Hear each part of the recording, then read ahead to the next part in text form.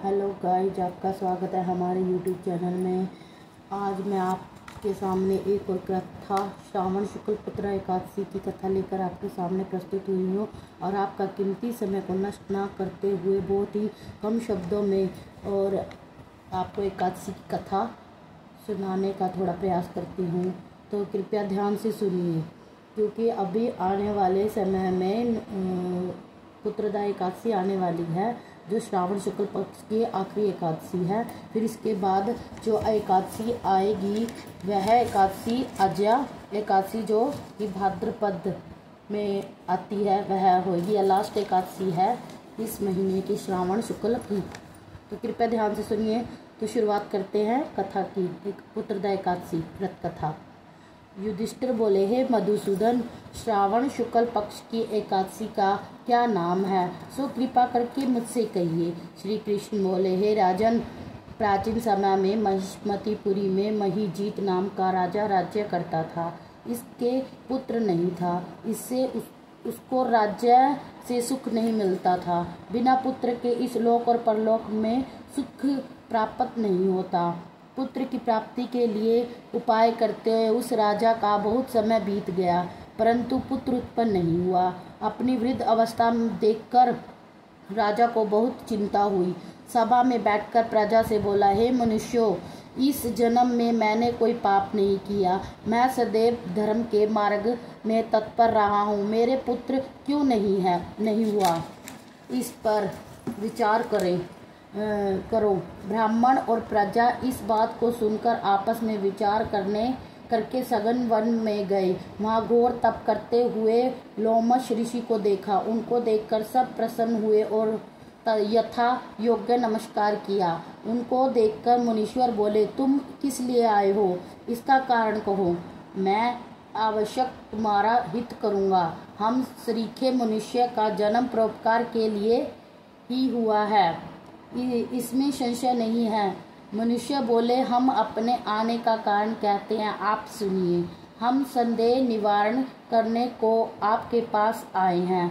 महीजीत नाम का राजा पुत्रहीन है। हे ब्राह्मण, हम उनकी प्रजा हैं। उनको बिना पुत्र के देखकर उनके दुख से हम भी दुखी हैं। सो दृढ़ विचार करके हम तप करने को यहाँ आए हैं। हे द्विजतोत्तम, उनके भाग्य से ही हमको आपका दर्शन हो गया है। बड़ों के दर्शन से ही मनुष्य का कार्य सिद्ध हो जाता है। हे मुनि, ऐसा उपदेश दीजिए जिससे राजा के पुत्र हो। उस राजा के पहले जन्म का वृत्तांत ध्यान करके मुनि बोले, पहले जन्म में यह निर्धन और क्रूरता के कर्म करने वाला वैश्य था। एक गांव से दूसरे गांव में जाकर व्यापार करता था। एक समय ज्येष्ठ मास के शुक्ल पक्ष में द्वादशी के दिन मध्याह्न के समय गांव की सीमा पर प्यास से व्याकुल हो गया। वहां सुंदर जलाशय को देखकर जल पीने का विचार किया। वहां हाल ही ब्याई गौ बछड़े समेत जल पीने को आई। उस वैश्य ने जल पीती हुई गौ को हटाकर जल पिया। उसी पाप से राजा पुत्रहीन हुआ। वे मनुष्य बोले, हे मुनि, पुराणों में सुना जाता है कि पुण्य के प्रभाव से पाप दूर हो जाते हैं, इसलिए पुण्य का उपदेश दीजिए जिससे पाप का नाश हो और आपकी कृपा से इनके पुत्र हो। लोमश ऋषि बोले, श्रावण शुक्ल पक्ष में पुत्रदा नाम की एकादशी प्रसिद्ध है। उसका व्रत विधि पूर्वक करो, रात्रि में जागरण करो, उसका निर्मल पुण्य राजा को दे दो। ऐसा करने से निश्चय ही राजा के पुत्र होगा। लोमश ऋषि के वचन को सुनकर और उनके प्रणाम करके अपने घर को चले गए। श्रावण आने पर सब लोगों ने राजा सहित श्रद्धा पूर्वक व्रत किया। द्वादशी के दिन अपना पुण्य राजा को दे दिया।